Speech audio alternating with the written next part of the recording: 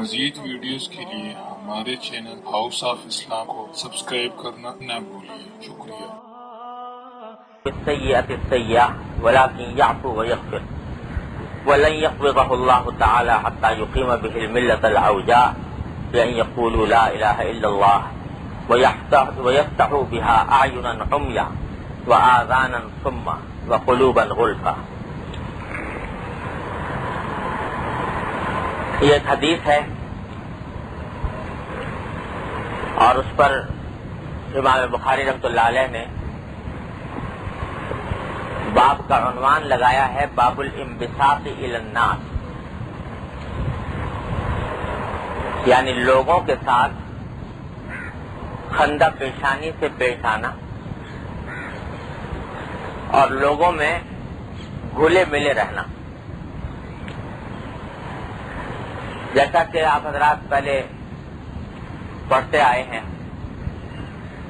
یہ کتاب امام بخاری رحمۃ اللہ علیہ نے الادب المفرد کے نام سے لکھی ہے اور اس میں حضور سرور دو عالم صلی اللہ علیہ وسلم کی وہ احادیث روایت کی ہیں جو زندگی کے مختلف شعبوں میں اسلامی آداب سے متعلق ہے اور جن کی آپ نے اپنے قول و فعل سے تلقین فرمائی ہے۔ تو ان میں سے ایک ادب اور ایک سنت، نبی کریم صلی اللہ علیہ وسلم کی ایک سنت یہ ہے کہ لوگوں کے ساتھ آدمی گھلا ملا رہے اور خوش روئی کے ساتھ خندہ پیشانی کے ساتھ پیش آئے۔ یہ نبی کریم سرور دو عالم صلی اللہ علیہ وسلم کی سنت ہے اور اللہ کے دوسرے بندوں کا حق ہے کہ جب اللہ کے کسی بندے سے ملاقات ہو تو اس سے آدمی خندہ پیشانی سے ملے، اپنے آپ کو ایسا تند رو اور سخت مزاج نہ بنائے کہ لوگ پاس آتے ہوئے، بات کرتے ہوئے، ملتے ہوئے وحشت کریں یا ڈریں، بلکہ اپنے آپ کو لوگوں کے ساتھ ملا جلا رکھیں، چاہے اللہ تعالیٰ نے کوئی بڑے سے بڑا مقام عطا فرمایا ہو،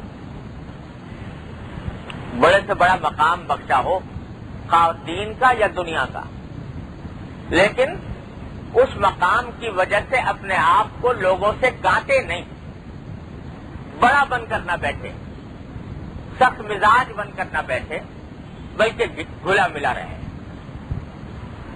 یہ انبیاء کرام علیہم الصلوۃ والسلام کی سنت، بلکہ وہ سنت ہے جس پر بعض کافروں نے اعتراض بھی کیا تھا۔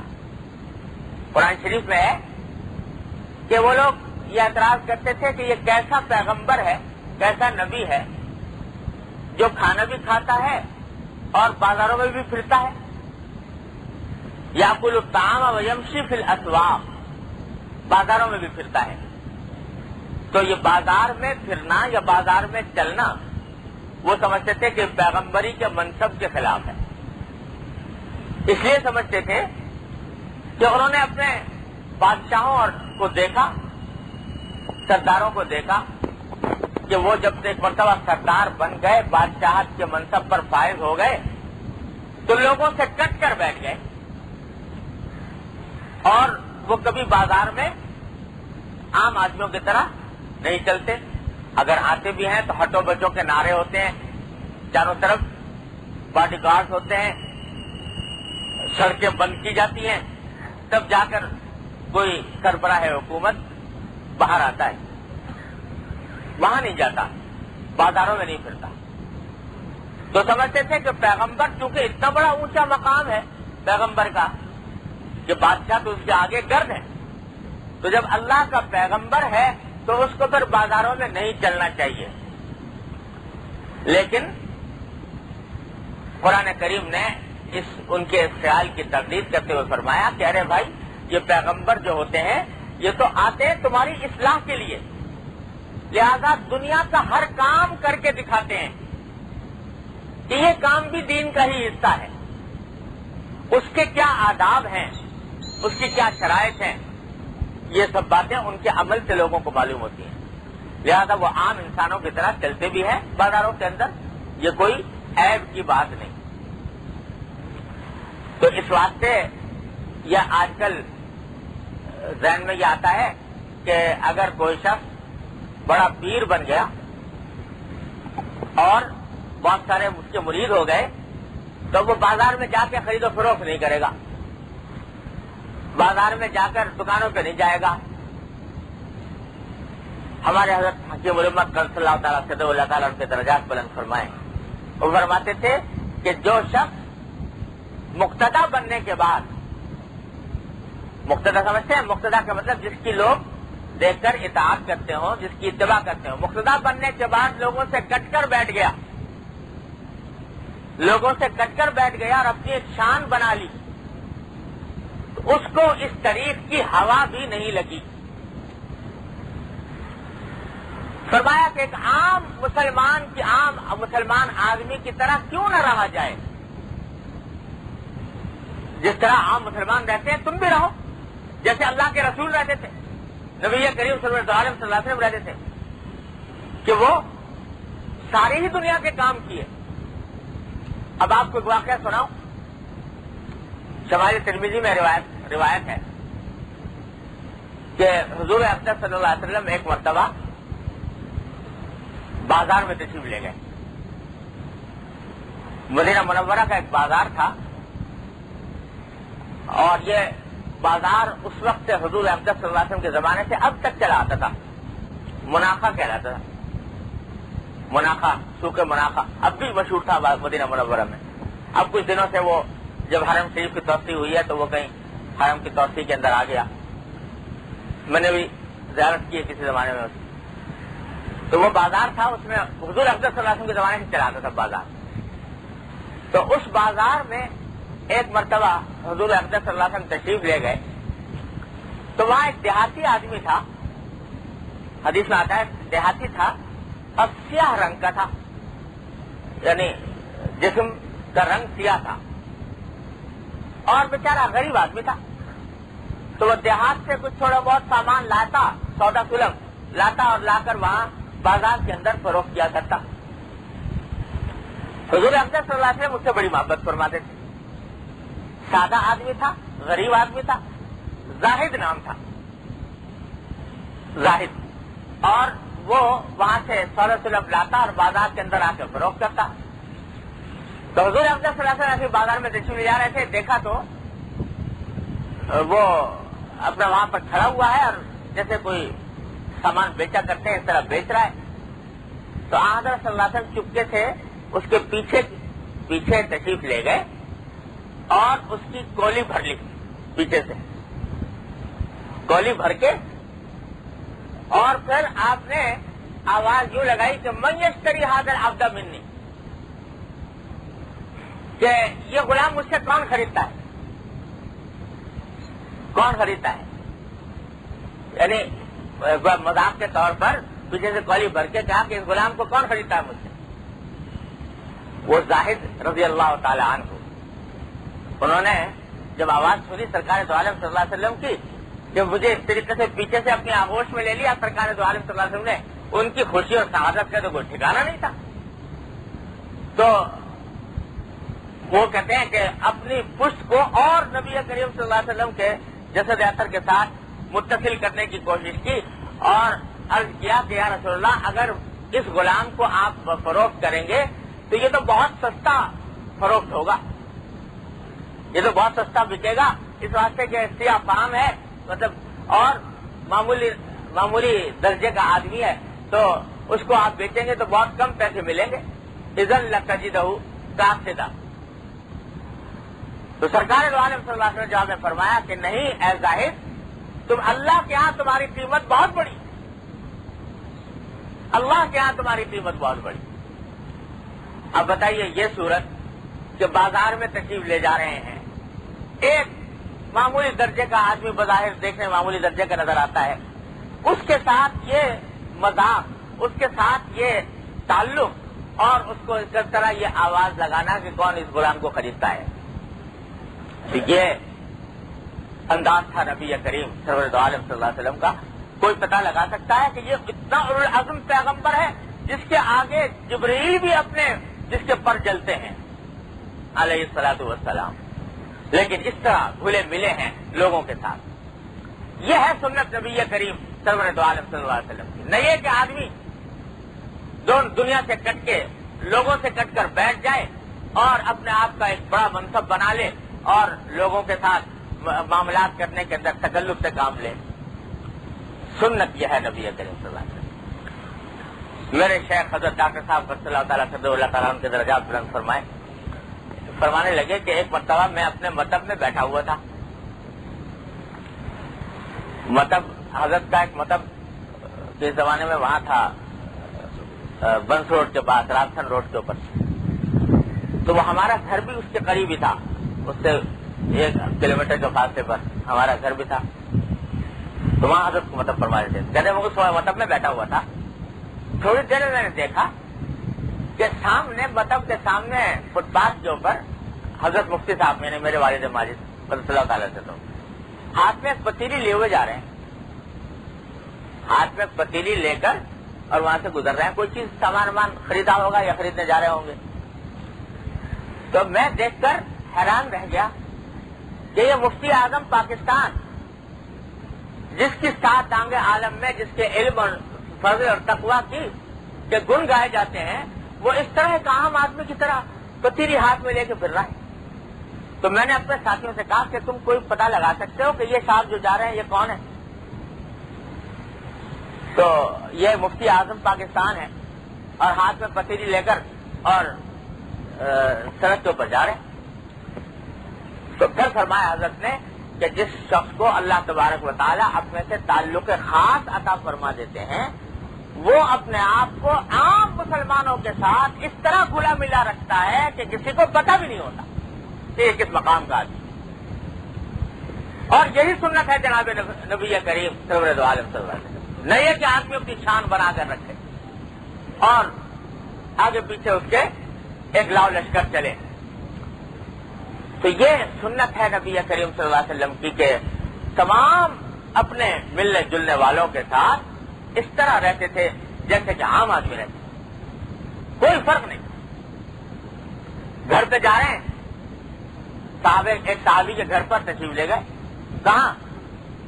قباء. جن حضرات نے زیارت کی ہے مدینہ منورہ کی تو دیکھا ہوگا قباء کی جو مسجد ہے مسجد نبوی سے کتنی دور ہے؟ 3-4 میل. تو روایت میں آتا ہے کہ حضور اقدس صلی اللہ علیہ وسلم ایک صحابی سے ایسے ہی ملنے کے لیے مسجد نبوی سے چل کے قباء تشریف لے گئے 3 میل. حضرت اتبان ابن مالک رضی اللہ تعالیٰ ان کے سے ملنے کے تشریف لے گئے. ان کا گھر وہاں تھا. جا کر آواز دی. سنت یہ ہے کہ جب کسی کے گھر جاؤ تو پہلے اس سے اجازت لو. 3 مرتبہ آواز دی، جواب نہیں آیا. وہ کسی ایسی حالت میں تھے کہ جواب دے نہیں سکتے تھے. تو اس واسطے جواب نہیں آیا 3 مرتبہ. قرآن شریف میں یہ ہے کہ بھائی جب تم کسی کے گھر جاؤ وہ کہہ دے کہ واپس چلے جاؤ، قیلا قیل لکم ارجعوا فارجعوا هو ازکی لکم، تو واپس چلے جاؤ. تو 3 مرتبہ آواز دینے کے بعد جواب نہیں آیا، واپس مدینہ منورہ کی طرف روانہ ہو. کوئی نہ ناگواری نہ کوئی اپنا حق ادا کیا تھا. ایک اپنے دوست سے ملنے گئے تھے، نہیں ہوئی ملاقات، واپس آئے. بعد میں ایک بار میں مالک کو پتا لگا تو وہ دوڑتے ہوئے آئے اور جا کر نبی کریم صلی اللہ علیہ وسلم سے جا کر ملے اور فدا ہونے لگے کہ میرا یہ کام قسمت کے آپ تشریف لائے. اور لیکن اپنی طرف سے تمام صحابہ کرام رضی اللہ تعالیٰ عنہم کے ساتھ اس طرح کھلے ملے ہیں اور اس طرح خندہ پیشانی کے ساتھ پیش آتے ہیں کہ کوئی پتہ بھی نہیں لگا سکتا. میں حضور اقدس صلی اللہ علیہ وسلم کی سنتیں بے شمار ہیں اور ہر سنت پر انسان قربان ہو جائے، لیکن ایک سنت شمال ترمذی کی روایت میں آئی ہے، میں سمجھتا ہوں کہ شاید مشکل ترین سنت ہے جس پر عمل کرنا. اللہ تعالیٰ توفیق دے دے عمل کی ہم سے تو بن پڑتی نہیں، لیکن سرکار دو عالم صلی اللہ علیہ وسلم کا معمول لکھا ہے کہ جب کوئی سرکار دو عالم صلی اللہ علیہ وسلم سے کوئی بات کرتا تو اس وقت تک اس سے منہ نہیں پھیرتے تھے جب تک کہ وہ خود ہی منہ نہ پھیر جائے، اپنی طرف سے بات نہیں کاٹتے تھے۔ کہنے کو تو بڑا آسان ہے، لیکن اب پتہ لگتا ہے جب آدمی کے پاس سینکڑوں آدمی رجوع کرتے ہوں اور کوئی مسئلہ پوچھ رہا ہے، کوئی مسئلہ اپنی کوئی مشکل بیان کر رہا ہے، کوئی کچھ کر رہا ہے، تو آدمی چاہتا ہے کہ جلدی فارغ ہو جاؤں اس سے۔ اور بعض لوگ ایسے ہوتے ہیں کہ جب بولنے پر آ جائیں تو رکنے کا نام نہیں لیتے۔ تو ان کے ساتھ یہ معاملہ کرنا کہ جب تک کہ وہ خود نہ رک جائے اس وقت تک اس سے نہ ہٹے، یہ اتنا مشکل کام ہے کہ بہت مشکل۔ لیکن جناب نبی کریم صلی اللہ علیہ وسلم جو جہاد کے اندر مصروف ہیں، جو تبلیغ میں مصروف ہیں، جو تعلیم میں مصروف ہیں، جو دنیا کی اصلاح کے لیے مبعوث ہوئے ہیں، ایک بڑھیا بھی پکڑ کے کھڑی ہو گئی اور باتیں کر رہی ہے، تو جب تک کہ وہ اس کو اطمینان نہیں کر دیا اس وقت تک الگ نہیں۔ بہت مشکل کام ہے، لیکن جناب نبی کریم صلی اللہ علیہ وسلم کرتے ہیں۔ یہ ہوتا ہے اس وقت جب مخلوق کے ساتھ محبت اس لیے ہوتی ہے کہ یہ میرے اللہ کی مخلوق ہے۔ ہمارے حضرت فرماتے تھے کہ تمہیں اگر اللہ سے محبت ہے تو اللہ تبارک و تعالیٰ سے محبت تم کیا کرو گے؟ نہ دیکھا، نہ سمجھا، نہ تصور میں آ سکتے ہیں اللہ تبارک و تعالیٰ، ان سے کیا محبت کرو گے؟ اللہ تعالیٰ فرماتے ہیں اگر مجھ سے محبت ہے تو میری مخلوق سے محبت کرو اور میری مخلوق کے ساتھ اچھا سلوک کرو، تو اللہ تبارک و تعالیٰ کی محبت کا ایک عکس تمہاری زندگی کے اندر آئے گا۔ تو یہ معمولی بات نہیں ہے جس کے لیے امام بخاری رحمۃ اللہ علیہ باب قائم کر رہے ہیں، باب الانبساط الی الناس، لوگوں کے ساتھ خندہ پیشانی کے ساتھ پیش آنا، ان کے ساتھ گھلا ملا رہنا، ان کے ساتھ اس طرح رہنا جیسے کہ عام آدمی ہوتے ہیں۔ تو یہ چیز جو ہے ذرا انسان کو کوئی تھوڑا سا رتبہ مل جائے، دنیا کا مل جائے، دین کا مل جائے، وہ اپنے آپ کو لوگوں سے بلند و بالا سمجھنے لگتا ہے، اور یہی شیطان راہ مارتا ہے۔ اسی طرح رہو جیسے کہ کاحد من الناس، ایک عام آدمیوں کی طرح رہو، کوئی اپنا امتیاز پیدا نہ کرو۔ تو یہ مقصود ہے اس باب کا۔ اس میں حدیث نقل کی ہے حضرت عطا ابن یسار رحمۃ اللہ علیہ کی، تابعی ہے، وہ کہتے ہیں کہ میری ملاقات ہوئی حضرت عبداللہ بن عمرو بن العاص رضی اللہ تعالیٰ عنہ۔ حضرت عبداللہ بن عمرو حضور اقدس صلی اللہ علیہ وسلم کے معروف صحابی ہیں، اور ان صحابہ کرام میں سے ہیں جو اپنے کثرت عبادت میں مشہور تھے، بہت عابد و زاہد بزرگ تھے، اور انہوں نے حضور اقدس صلی اللہ علیہ وسلم کی احادیث بھی بہت روایت کی ہیں۔ اور ایک تیسری خصوصیت ان کی یہ ہے کہ انہوں نے پچھلے انبیاء علیہ السلام کے اوپر جو کتابیں نازل ہوئیں، تورات، انجیل، زبور وغیرہ، تو کسی ذریعے سے وہ بھی پڑھی تھی انہوں نے۔ حالانکہ وہ کتابیں جو ہیں تورات، انجیل، زبور، یہ ایسی ہیں کہ جو یہودیوں نے، عیسائیوں نے اس میں بہت تحریفیں کر دیں، اور جو اصل صورت ہے ان کی وہ برقرار نہ رہی، لیکن اس کے باوجود ان کو اس نقطہ نظر سے پڑھنا تاکہ ان کی حقیقت معلوم ہو اور یہودیوں اور عیسائیوں کو تبلیغ کرنے میں مدد ملے، اس نقطہ نظر سے پڑھنے کی اجازت بھی ہے۔ تو حضرت عبداللہ بن عمرو رضی اللہ عنہ نے کچھ تورات وغیرہ پڑھی ہوئی تھی یہودیوں نے۔ تو تورات جو ہے اگرچہ بگڑ گئی اس معنی میں کہ اس کے اندر یہودیوں نے بہت سی گڑبڑ کر دی، بہت سے حذف کر دیے، نئے اضافہ کر دیے، الفاظ کو بدل دیا، کیا کچھ کر دیا، لیکن اس کے باوجود بہرحال کہیں نہ کہیں تو اللہ کی کتاب کا نور جھلکتا ہی ہے. تو اس واسطے اس میں اب بھی اس وقت بھی جناب نبی کریم سرور دو عالم صلی اللہ علیہ وسلم کی تشریف آوری کی بشارتیں اور آپ کی صفات موجود ہیں، اب بھی ہیں، اس وقت بھی ہیں. اور نبی کریم صلی اللہ علیہ وسلم کے زمانے میں تو اور ذرا واضح، اسی واسطے قرآن کریم کہتا ہے کہ یہ جتنے یہودی ہیں نا، یہ جناب رسول اللہ صلی اللہ علیہ وسلم کو اس طرح پہچانتے ہیں جیسے کہ اپنے بیٹوں کو پہچانتے ہیں. اس واسطے کہ تورات میں علامتیں حضور اقدس صلی اللہ علیہ وسلم کی جو بیان ہوئی تھی کہ نبی آخر الزمان صلی اللہ علیہ وسلم وہ ان صفات کے حامل ہوں گے، ایسا ان کا حلیہ ہوگا، یہ سب تفصیل کے ساتھ بیان ہو چکا تھا. تو یہودی جو ان کتابوں کے عالم تھے وہ آنکھوں سے دیکھتے تھے کہ وہ علامتیں پائی جا رہی ہیں نبی کریم صلی اللہ علیہ وسلم میں، مگر اپنے ضد، ہتھ دھرمی اور اناد کی وجہ سے نہیں مانتے. تو کسی نے حضرت عطا بن یسار کہتے ہیں، میں نے جب میری ملاقات ہوئی عبداللہ بن عمر سے تو میں نے ان سے کہا کہ آپ نے تورات پڑھی ہے، تو تورات میں حضور اقدس صلی اللہ علیہ وسلم کی جو صفات مذکور ہیں کچھ ذرا ہمیں وہ بتائیے، کیا صفات ہیں مذکور. اور یہ میں کہتا ہوں اتنی سب بگاڑ دی ان لوگوں نے، اس کے باوجود آج بھی بائبل کے نام سے جو کتاب مشہور ہے، جس کو کتاب مقدس کہتے ہیں، اس کو یہودی بھی مانتے ہیں اور عیسائی بھی مانتے ہیں. اس میں بعض ٹکڑے ایسا معلوم ہوتا ہے، بعض ٹکڑے ایسا لگتا ہے جیسے قرآن کریم کا ترجمہ ہے. اور حضور اقدس صلی اللہ علیہ وسلم کی بشارتیں آج بھی موجود ہیں. مجھے یاد آ گیا ایک جملہ تورات کا کہ حضور اقدس صلی اللہ علیہ وسلم کی بشارت دیتے ہوئے فرمایا گیا جو فاران سے طلوع ہوگا. فاران نام ہے اس پہاڑ کا جس کے اوپر غار ہیرا واقع ہے، اس کا نام ہے، اب بھی موجود ہے موجودہ بائبل میں. اور اس میں ہے کہ سلا سے بسنے والے گیت گائیں گے. سلا اس پہاڑ کا نام ہے جس کی ایک کا ایک حصہ وہ ثنیات الوداع ہے کہ جب حضور اقدس صلی اللہ علیہ وسلم ہجرت کر کے تشریف لائے تو اس پر کھڑی ہو کر بچیوں نے یہ ترانے پڑے تھے کہ طلع البدر علینا من ثنیات الوداع.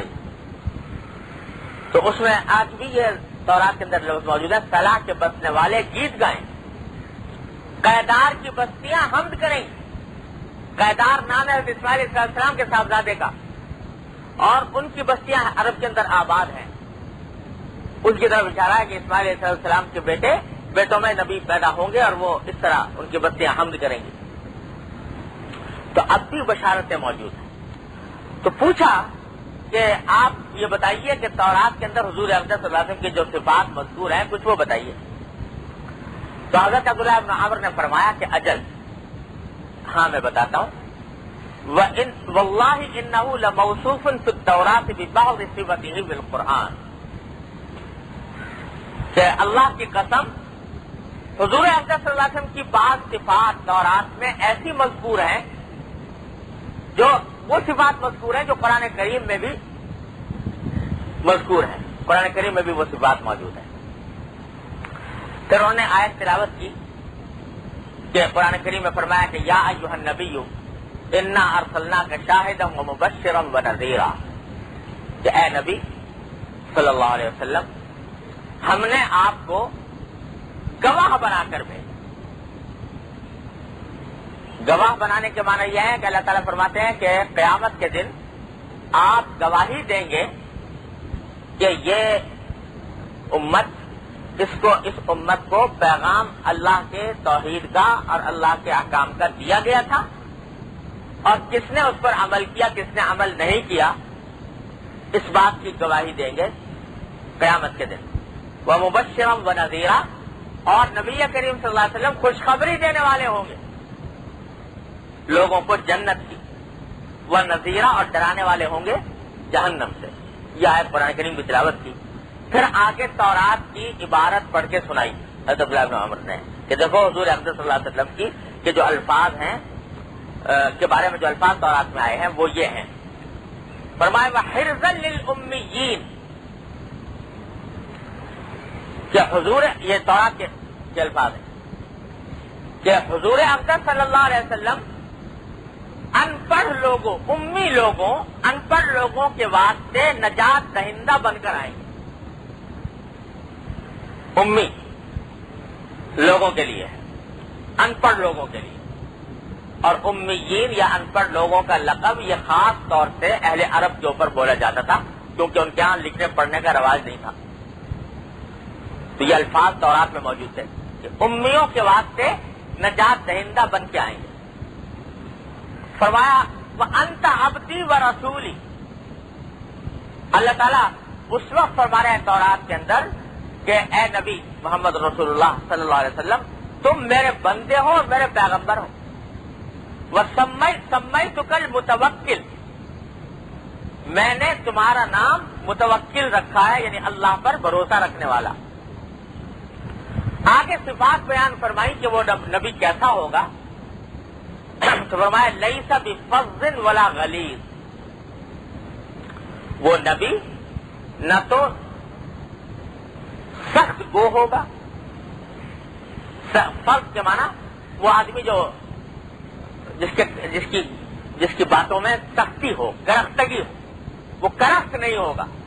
صحیح ترجمہ یہ ہوا کہ وہ کرخت نہیں ہوگا. ولا غلیظ، اور نہ سخت طبیعت والا ہوگا. ولا سخاب فی الاسواق، اور نہ وہ بازاروں میں شور مچانے والا ہوگا.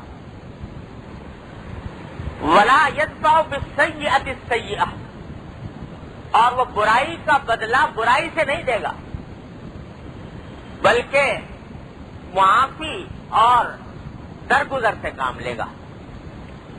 اور اللہ تعالیٰ اس کو اس وقت تک اپنے پاس نہیں بلائیں گے جب تک کہ اس ٹیڑھی قوم کو سیدھا نہ کر دیں، یہاں تک کہ وہ یہ کہہ دیں کہ لا الہ الا اللہ، اور ان کے ذریعے ان کی آنکھیں کھول دیں، ان کی اندھی آنکھیں کھول دیں اور بہرے کان کھول دیں، اور وہ دل جن کے اوپر پردے پڑے ہوئے ہیں وہ ان کے ذریعے کھل جائیں.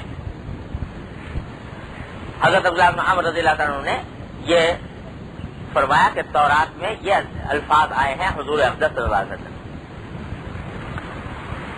اور یہ الفاظ قریب قریب تقریباً انہی الفاظ کے ساتھ آج بھی موجود ہے.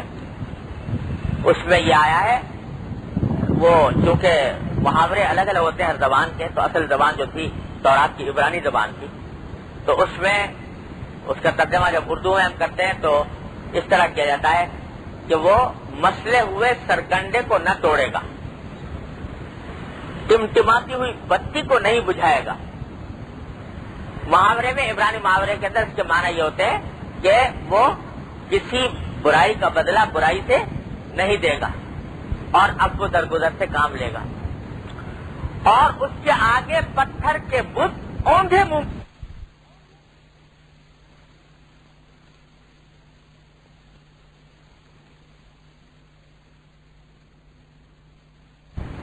تو میں نے یہ جو اظہار الحق کا ترجمہ کیا بائبل سے قرآن تک کے نام سے، اس کی تیسری جلد کا 6واں باب جو ہے وہ انہی بشارتوں پر مشتمل ہے جو مختلف کتابوں میں، پچھلی کتابوں میں نبی کریم صلی اللہ علیہ وسلم کی بشارتیں آئی ہیں.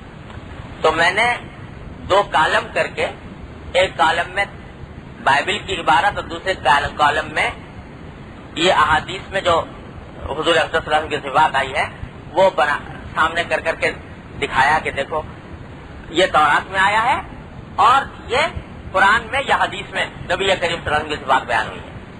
تو وہ اب بھی باوجود اتنی تعریفات کے اب بھی یہ بات باقی ہے. لیکن جس غرض سے امام بخاری یہ حدیث یہاں پر لے کر آئے ہیں وہ یہ ہے کہ حضور اقدس صلی اللہ علیہ وسلم کی جو صفات بیان فرمائی پچھلی کتابوں میں، تورات میں اور انجیل میں اور زبور میں، اس میں نبی کریم صلی اللہ علیہ وسلم کے جو حالات بیان ہوئے وہ کیا تھے. یہ بات اس لیے غور طلب ہے کہ ظاہر ہے جب اتنے 100 صدیوں پہلے حضور اقدس صلی اللہ علیہ وسلم کے تشریف آوری کی پیشین گوئی کی جا رہی ہے صدیوں پہلے، تو وہی صفات بیان کی جائیں گی اس پیشین گوئی میں جو آپ کی امتیازی صفات ہوں اور جو سب سے زیادہ اہمیت کے حامل ہوں، وہ اس بات بیان کی جائیں گی۔ تو جن چیزوں پر زور دیا اللہ تبارک و تعالی نے پچھلی کتابوں میں حضور اقدس صلی اللہ علیہ وسلم کی صفات میں، وہ یہ ہے کہ کرخت نہیں ہے، حضور اقدس صلی اللہ علیہ وسلم کرخت نہیں ہے، اور درست مزاج نہیں ہے، اور برائی کا بدلہ برائی سے نہیں دیتے۔ یہ سنت ہے نبی کریم صلی اللہ علیہ وسلم۔ حالانکہ اللہ تعالیٰ نے شریعت میں اجازت دی ہے کہ اگر کسی شخص نے تمہارے ساتھ برائی کی ہے تو جتنی برائی کی ہے اتنا بدلہ لے سکتے ہو۔ ایک تماچا مارا ہے تو ایک تم بھی مار سکتے ہو، اتنے ہی زور کا جتنا اس نے مارا، اس سے کم و بیش نہ ہو، اس سے زیادہ نہ ہو، اس کی اجازت ہے۔ لیکن اجازت ہونا اور بات ہے اور نبی کریم صلی اللہ علیہ وسلم کی سنت ہونا اور بات ہے۔ آپ کی سنت یہ نہیں ہے ساری عمر کبھی بدلہ نہیں لیا اپنی ذات سے، کسی بھی شخص ساری عمر بدلہ نہیں لیا۔ کسی نے برائی کی تو برائی کا جواب برائی سے نہیں دیا، بلکہ برائی کا جواب حسن سلوک سے دیا۔ یہ بھی سنت ہے نبی کریم صلی اللہ علیہ وسلم کی، اور بڑی عظیم و شان سنت۔ ہم نے سنت حضور اقدس صلی اللہ علیہ وسلم کی سنتوں کو چند ظاہری مظاہر کی حد تک محدود کر لیا، بس یہ ہے سنتیں۔ بے شک وہ بھی سنتیں ہیں، مثلا ہم نے یہ سمجھا ہے کہ بھئی مسواک کرنا چاہیے، داڑھی رکھنی چاہیے، اور جو ظاہری وضاحت ہے وہ درست کرنی چاہیے۔ بے شک یہ سنتیں ہیں نبی کریم صلی اللہ علیہ وسلم کی، اور ان کی اہمیت سے بھی جو شخص انکار کرے وہ نواقص راز ہے۔ یہ بھی بڑی اہم سنت ہے، لیکن سنتیں ان حد تک محدود نہیں۔ اپنے عام تعلقات کے اندر، عام معاملات کے اندر نبی کریم صلی اللہ علیہ وسلم کا جو طرز عمل تھا وہ بھی آپ کی سنت کا ایک بہت بڑا حصہ ہے، اور جس طرح جس اہتمام کے ساتھ ان سنتوں پر عمل کرنے کا دل میں داعی اور تقاضا ہونا چاہیے، اتنا ہی بلکہ اس سے زیادہ اہتمام کے ساتھ ان سنتوں پر عمل کرنے کی فکر کرنی چاہیے کہ برائی کا بدلہ برائی سے نہ لیں، برائی کا بدلہ حضور اقدس صلی اللہ علیہ وسلم کی سنت کے مطابق اچھائی سے دو۔ اب یہ دیکھو کہ گریبان میں منہ ڈال کر کہ ہم کتنا اس سنت پر عمل کرتے ہیں، کتنا عمل کرتے ہیں۔ برائی اگر کسی نے کی ہے تو کتنا انتقام کا جذبہ دل میں پیدا ہوتا ہے، اور کتنا اس کو زد پہنچانے کی کوشش کرتے ہیں۔ اگر غور کرو تو معاشرے کے فساد کا بہت بڑا سبب یہ ہے کہ نبی کریم صلی اللہ علیہ وسلم کی اس سنت کو چھوڑ دیا۔ اس نے میرے ساتھ یہ برائی کی، میں اس سے ڈبل کروں، اس نے مجھے اس طرح برا کہا، میں اس سے ڈبل اس کو برا کہوں۔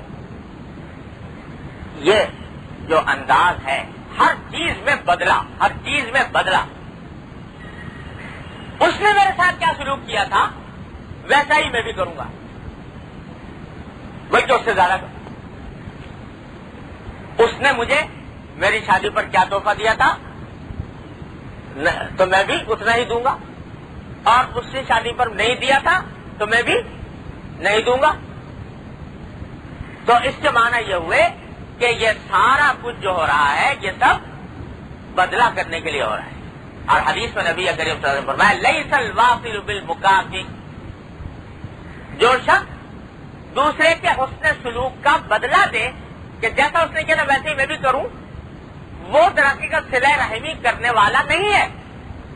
ولکن الواصل من وصلہ اذا قطع او کما قال صلی اللہ علیہ وسلم، لیکن اصل میں صلہ رحمی کرنے والا وہ ہے کہ دوسرا تو قطع رحمی کر رہا ہے، رشتہ داری کے حقوق ادا نہیں کر رہا، اور یہ جواب میں قطع رحم کرنے کے بجائے اس کے ساتھ اچھا معاملہ کرے۔ اللہ، میں نے ایک مرتبہ ہمارے حضرت والا حضرت ڈاکٹر صاحب قدس اللہ تعالیٰ سے اللہ تعالیٰ ان کے درجات بلند فرمائے، یہ سب باتیں سیکھنے اور سمجھنے کے اور سننے کے ہیں۔ ایک مرتبہ حضرت بیٹھے ہوئے تھے اپنے گھر پر اور کچھ حضرت کے متوسلین خدام بھی موجود تھے. تو اتنے میں ایک صاحب آ گئے. وہ حضرت کے کوئی رشتے دار تھے, داڑھی مونچھ صاحب اور عام جیسے ہوا کرتے ہیں اس طرح سے آدمی, اور ابھی دروازے میں داخل ہوئے ہی تھے کہ وہ برسنا شروع کیا حضرت کے اوپر کہ کچھ ٹھکانا نہیں. جتنے الفاظ ان کے منہ میں آ سکتے تھے برا برا کہنے کے, وہ سبھی کہہ ڈالے. اور جناب آپ ایسے ہیں اور دھوکہ باز ہیں اور یہ ہیں اور وہ ہیں اور آپ نے تقدس کا لبادہ اوڑھ رکھا ہے اور لوگوں کو دھوکہ دے رہے ہیں اور خدا جانے کیا کچھ. اور اپنے کسی واقعے کا ذکر کرتے ہیں کہ ہمیں پتہ نہیں کیا قصہ تھا, کیا آپ نے یہ کیا اور وہ کیا. اب آپ اندازہ کیجئے کہ ایک شیخ وقت بیٹھا ہوا ہے اپنے متوسلین کے ساتھ, اور دوسرا آدمی آ کے یہ گالیوں کی بارش شروع کر دیتا ہے بہت بڑے ترارے میں گویا اپنے آپے سے باہر. حضرت والا کھڑے ہوئے اور جا کر ان کے گلے میں ہلکا سا ہاتھ ڈالا, کہا بھائی ہم سے کوئی غلطی ہو گئی معاف کر دو, ہم سے معاف کر دو, غلطی ہو گئی معاف کر دو, میں نہیں کروں گا معاف, تم نے یہ کیوں کیا. اور آپے سے باہر. اور ہر مرتبہ حضرت فرمایا کہ بھائی کوئی غلطی ہو گئی ہم سے بتا دو, ہم انشاءاللہ تلافی کر دیں گے, تدارک کر دیں گے, ہم سے غلطی ہو گئی معاف کر دو, خدا کے لیے معاف کر دو, ہم تمہارے پاؤں پکڑتے ہیں, تم معاف کر دو. یعنی اس قدر شدید عالم غصے کا کہ دیکھنے والے کو بھی برداشت نہ ہو. لیکن اتنا حضرت نے ان کی خوشامد کی, اتنی خوشامد کی کہ یہاں تک کہ بلا کے ٹھنڈے ہو گئے. بعد میں حضرت فرمانے لگے کہ دیکھو بات یہ ہے کہ یہ اللہ کا بندہ, اس کو کچھ غلط اطلاع مل گئی تھی اور اس کی وجہ سے یہ غصے کے عالم میں آپے سے باہر ہو کر آ گیا تھا. تو بات یہ ہے کہ اگر میں چاہتا تو جواب تو دے دیتا اس کو, لیکن یہ کہ ایک مرتبہ جواب دینے کے بعد معاملہ ختم ہو گیا تھا. لیکن اس بات سے میں نے اس کو ٹھنڈا کیا, حسابت کی کہ بہرحال یہ رشتے دار ہے تو رشتے دار کے بھی کچھ حقوق ہوتے ہیں, تو رشتے دار کو کے ساتھ ایک قطع تعلق کر لینا آسان ہے, لیکن تعلق کو جوڑ کر رکھنا یہ ہے در حقیقت تعلیم نبی کریم صلی اللہ علیہ وسلم. حتی الامکان جہاں تک ہو سکے تو جوڑ کر رکھا. تو آدمی یہ ہے یقطع بالسیئۃ السیئہ, اور سنتوں پر عمل تو کرنے کی توفیق اللہ تعالیٰ سب کو دے. لیکن دیکھو یہ سنت کہ برائی کا بدلہ برائی سے نہیں, محبت سے, پیار سے, شفقت سے, مہربانی سے, خیرخواہی سے دو. مولانا رفیع الدین صاحب رحمۃ اللہ علیہ دارالعلوم دیوبند کے متمم تھے, عجیب ولی اللہ بزرگ تھے. دارالعلوم دیوبند میں متمم کے معنی سب سے بڑے عہدے پر پائے. تو ایک مرتبہ ایسا ہوا کہ گائے ایک پال رکھی تھی حضرت نے. وہ گائے جو ہے وہ کسی وقت لے کر آ رہے تھے, کہیں سے راستے میں کوئی مدرسے کا کام پیش آ گیا تو مدرسے میں گائے لائے اور دفتر میں چونکہ جانا تھا, کام دفتر میں تھا, تو وہاں ایک درخت سے گائے کو باندھ کے اور دفتر میں گھس گئے کام کرنے کے لیے. تو وہ کام کر کے پھر گائے کو لے کے چلے جائیں گے. دیوبند سے ایک شہزادے پہنچ گئے وہاں. اس وقت دیکھا تو گائے بندھی ہوئی ہے, تو ایک دم سے دیکھنا شروع کیا یہ گائے کس کی بندھی ہے. بتایا لوگوں نے کہ بھائی وہ متمم صاحب ہیں, ان کی گائے اندر گئے ہیں, ان کی وہ ہے. اچھا مدرسہ جو ہے یہ متمم صاحب کا طویلا بن گیا, ان کے گائے کا باڑہ بن گیا, اور متمم صاحب ہیں یہ مدرسے کو اس طرح کھا رہے ہیں کہ مدرسے کے سین کو انہوں نے اپنے گائے کا باڑہ بنا لیا اور چیخنا چلانا شروع کر دیا. ایک مجمع اکٹھا ہو گیا. جو متمم صاحب جو ہے یہ مدرسے کو کھا گئے, وہ گائے وہاں باندھنے لگے. اب سراسر غلط الزام, سراسر ناانصافی, بھئی ایک آدمی تھوڑی دیر کے لیے آیا، مدرسے کے کام سے آیا، مدرسے میں کی گائے اگر چند منٹ کے لیے بند گئی وہاں مدرسے کے سائن میں تو کون سی قیامت ٹوٹ پڑی؟ حضرت وہاں کام کر رہے تھے، آواز آئی زور کی، کوئی بول رہا ہے زور زور سے، تو وہاں سے نکل کے آیا بھائی کیا قصہ ہے؟ تو لوگوں نے کہا کہ صاحب وہ یہ صاحب ناراض ہو رہے ہیں کہ وہ تو ان صاحب نے گائے باندھی یہاں پر۔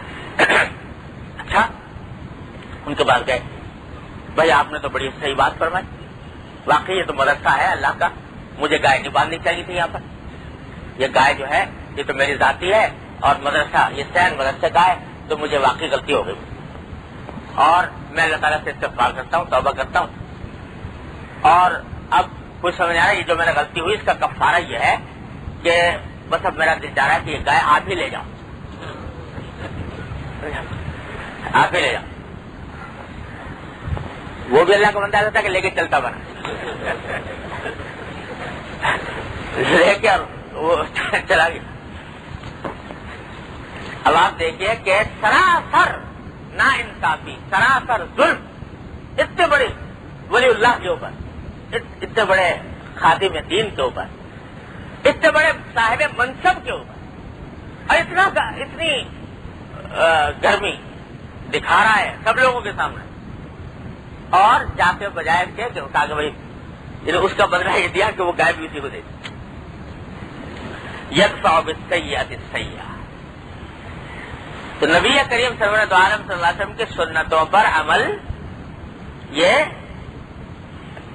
تمہیں گویم مسلمانم بلرزم کہ دانم مشکلات لا الہ، کہ در حقیقت یہ سنت سے یہ نہیں ہے کہ آسان آسان سنتوں پہ عمل کر لیا، یہ سب نبی کریم سرورت عالم صلی اللہ علیہ وسلم کی سنتیں ہیں، ان میں سے ہر ایک پر عمل کی فکر چاہیے، اور اس سنت سے جتنا قریب ہوگا انسان اتنا ہی معاشرے کا فساد ختم ہوگا، اتنا ہی معاشرے کا بگاڑ مٹے گا۔ اور غور کر کے دیکھ لو، تجربہ کر کے دیکھ لو، جو بگاڑ پھیلا ہوا ہے وہ جناب نبی کریم صلی اللہ علیہ وسلم کی سنتوں سے دور ہونے کا نتیجہ ہے۔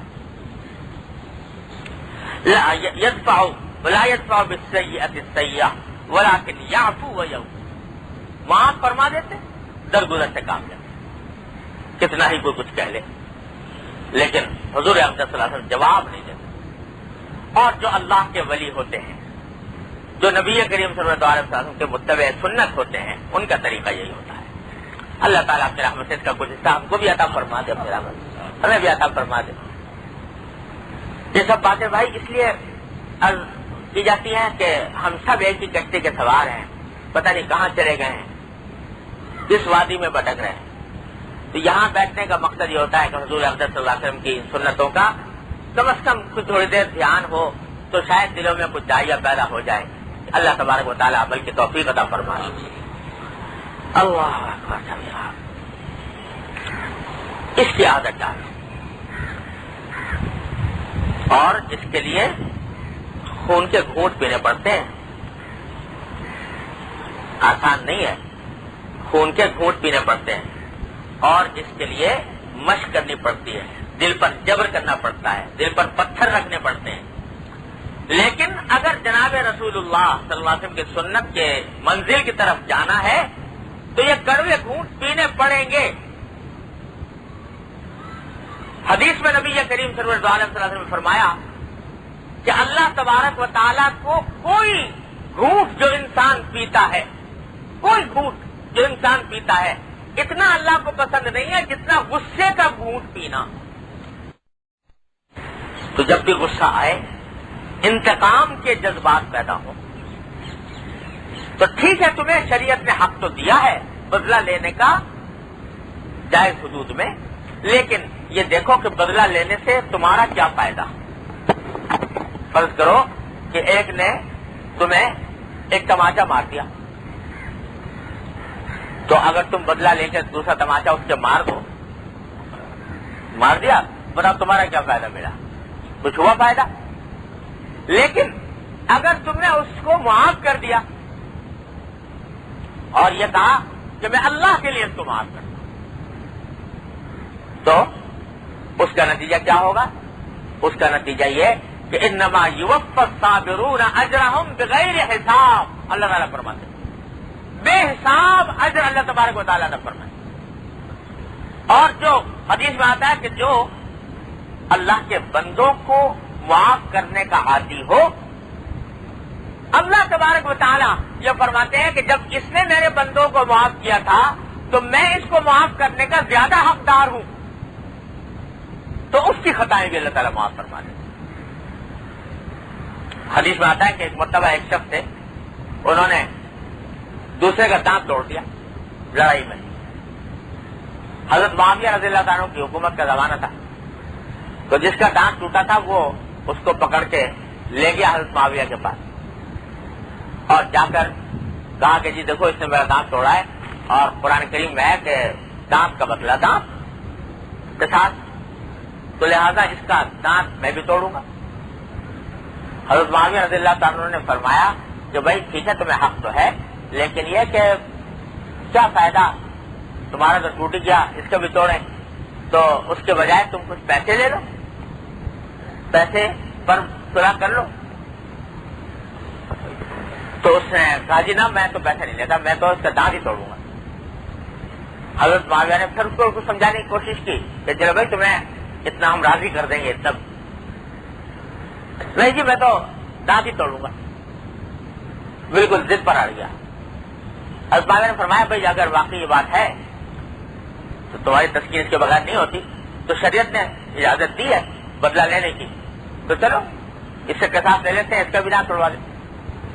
تو جب وہ قصاص لینے کے لیے چلا تو وہاں بیٹھے ہوئے تھے حضرت ابو الدرداء رضی اللہ تعالیٰ، مشہور صحابی ہیں، بڑے درجے کے صحابہ کرام میں سے. وہ جب چلا تو قصاص لینے کے لیے تو انہوں نے کہا بھائی دیکھو تم قصاص سے لے رہے ہو مگر ایک بات سنتے جاؤ. سنائیے کہ جناب میں نے حضور اقدس سرور دو عالم صلی اللہ علیہ وسلم کو یہ فرماتے ہوئے سنا ہے کہ جو شخص کسی دوسرے کو تکلیف پہنچائے اور جس کو تکلیف پہنچی ہے وہ اس کو معاف کر دے تو اللہ تعالیٰ اس کو اس وقت معاف فرمائیں گے جبکہ اس کو معافی کی سب سے زیادہ حاجت ہوگی. یعنی آخرت میں جب اس کو اپنی معافی کی سب سے زیادہ حاجت ہوگی اس وقت میں اللہ تبارک و تعالیٰ اس کو معاف فرما دیں گے. تو یہ سب یا تو اتنے غصے میں آیا تھا، پیسے بھی لینے پر راضی نہیں تھا، کہ دانت ہی توڑوں گا. جب یہ بات سنی تو کہا انت سمعتہ من رسول اللہ صلی اللہ علیہ وسلم، آپ نے سنی ہے یہ بات رسول اللہ صلی اللہ علیہ وسلم سے؟ حضرت نے کہا میں نے سنی ہے، میرے ان کانوں نے سنی. کہا کہ اگر حضور اقدس صلی اللہ علیہ وسلم نے یہ بات فرمائی ہے تو جاؤ میں اس کو بغیر کسی پیسے کے معاف کرتا ہوں. معاف کر دیا. یہ الفاظ حدیث کے ہم بھی سنتے ہیں اور وہ حضرات بھی سنتے تھے، لیکن ان کا حال یہ تھا کہ نبی کریم صلی اللہ علیہ وسلم کا ایک ارشاد کان میں پڑ گیا تو بڑے سے بڑا قصد و ارادہ، بڑے سے بڑا منصوبہ ایک پل میں ڈھیر کر دیا اس ارشاد کے آگے. اب صبح سے شام تک ارشادات پڑھتے رہتے ہیں لیکن اس پر عمل کا داعیہ پیدا نہیں ہوتا، اور یہی وجہ ہے کہ اس سنت کے نتیجے میں ہماری زندگی میں کوئی انقلاب نہیں آتا. یہ حضرات تھے کہ کتنے بڑے سے بڑے منصوبے بنائے ہوئے ہوں لیکن نبی کریم صلی اللہ علیہ وسلم کے ایک ارشاد کے سامنے آنے کے بعد سب جلا کر راکھ کر دیے، اپنے جذبات کو پامال کر دیا اور حضور اقدس صلی اللہ علیہ وسلم کے ارشاد پر عمل فرمایا. اللہ نے اس کا نتیجہ ان کو دیا تھا کہ دنیا میں بھی اللہ نے عزت دی، آخرت میں بھی انشاءاللہ تعالی ان کا مقام عظیم ہے. تو بھائی یہ ایک سنت تو یہ بیان کی اس میں. دوسری بات آگے یہ فرمائی کہ اللہ تعالیٰ ان کو حضور اقدس صلی اللہ علیہ وسلم کو اس وقت تک اپنے پاس نہیں بلائیں گے جب تک کہ اس ٹیڑھی قوم کو سیدھا نہ کر. ٹیڑھی قوم سے مراد ان بت پرستوں کی قوم عربوں کی، کہ ان کے اندر بت پرستی اور شرک تو تھا ہی، اور بھی دماغ میں خناس تھا کہ ہم ساری مخلوق سے برتر ہیں، اپنے آپ کو خدا نے کیا کچھ سمجھتے تھے. ان کو سیدھا کرنے کے لیے بھیجا نبی کریم صلی اللہ علیہ وسلم کو اور فرمایا کہ اس وقت تک نہیں اللہ تعالیٰ بلائے گا جب تک کہ ان کو سیدھا نہ کر دے. چنانچہ 23 سال کی مدت میں اللہ تبارک و تعالیٰ نے حضور اقدس صلی اللہ علیہ وسلم کی تعلیمات کے ذریعے پورے جزیرہ عرب پر لا الہ الا اللہ محمد رسول اللہ کی حکومت قائم فرما دی. فرمایا یفتح بها اعینا عمیا، اس کے ذریعے اندھی آنکھوں کو کھولا، بہرے کانوں کو کھولا، اور جن دلوں پر غلاف پڑا ہوا تھا، پردے پڑے ہوئے تھے، ان کو کھولا. یہ سب الفاظ تورات کے اندر آئے ہیں جو حضور اقدس صلی اللہ علیہ وسلم کی صفات کے بارے میں ہے. آگے ایک حدیث نقل فرمائی ہے، وہ بھی اسی سے متعلق اس لیے پڑھ لیتے ہیں کہ حضرت معاویہ رضی اللہ تعالیٰ عنہ روایت کرتے ہیں کہ میں نے نبی کریم صلی اللہ علیہ وسلم کو یہ بات فرماتے ہوئے سنا کہ انک اذا اتبعت الریبۃ فی الناس افسدتہم. فرمایا اگر جب تم لوگوں کے عیب ڈھونڈنے میں لگ جاؤ تو لوگوں کو خراب کر ڈالو. تو معنی یہ ہے کہ کسی بھی انسان کے لیے یہ جائز نہیں ہے کہ وہ دوسرے کے عیب تلاش کرنے کی فکر میں پڑے. عیب جوئی، کہ کسی کا عیب معلوم ہو جائے، کسی کی غلطی معلوم ہو جائے، اس فکر میں پڑنا، اس جستجو میں پڑنا، اس کو نبی کریم سرور عالم صلی اللہ علیہ وسلم نے ناجائز قرار دیا. اور یہ قرآن کریم میں بھی ہے لا تجسسوا، کہ دوسرے کے عیب تلاش نہ کرو. اور یہ خاص طور سے ان لوگوں کے بارے میں جن سے ذرا کچھ انبن ہوتی ہے تو آدمی اس فکر میں پڑا رہتا ہے کہ ان کی اس کے عیب ملے، اس کو منع کیا گیا ہے. چلیے عنوان یہ ہے حدیث کا. اللہ نے زندگی دی تو اگلے اجتماع میں اس کی مزید تفصیل کروں گا. وآخر دعوانا الحمدللہ رب العالمین. لا الہ الا اللہ. اللهم صل على سيدنا مولانا محمد وعلى ال محمد كما صليت على ابراهيم وعلى ال ابراهيم انك حميد مجيد. ربنا ظلمنا انفسنا وان لم تغفر لنا وترحمنا لنكونن من الخاسرين. ربنا آتنا في الدنيا حسنة وفي الآخرة حسنة وقنا عذاب النار.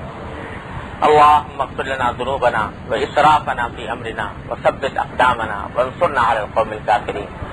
اللهم لا تدع لنا ذنبا إلا غفرته ولا هما إلا فرجته ولا دينا إلا قضيته ولا حاجة من حوائج الدنيا والآخرة إلا قضيتها ويسرتها يا أرحم الراحمين. یا ارحم الراحمین اپنے فضل و کرم و رحمت سے ہمارے تمام گناہوں کو معاف فرما. یا اللہ ہمارے تمام چھوٹے بڑے اگلے پچھلے خفیہ علانیہ ہر طرح کے گناہوں کو معاف فرما. یا اللہ ہمارے اعمال و اخلاق کی اصلاح فرما. یا اللہ ہمیں سیدھے راستے پر چلنے کی توفیق عطا فرما. یا اللہ ہمیں اتباع سنت کی توفیق کامل و راسخ عطا فرما. یا اللہ ہر طرح کے شر و فتنے سے گناہوں سے ہمارے گھر والوں متعلقین احباب سب کی حفاظت فرما. یا اللہ تمام حاضرین و حاضرات کو ان کے تمام جائز مقاصد میں کامیابی عطا فرما. یا اللہ سب کی پریشانیوں کو دور فرما، سب کی مشکلات کو آسان فرما. اللهم انا نسألك من خير ما سألك من عبدك ونبيك محمد صلى الله عليه وسلم ونعوذ بك من شر ما استعاذك من عبدك ونبيك محمد صلى الله عليه وسلم.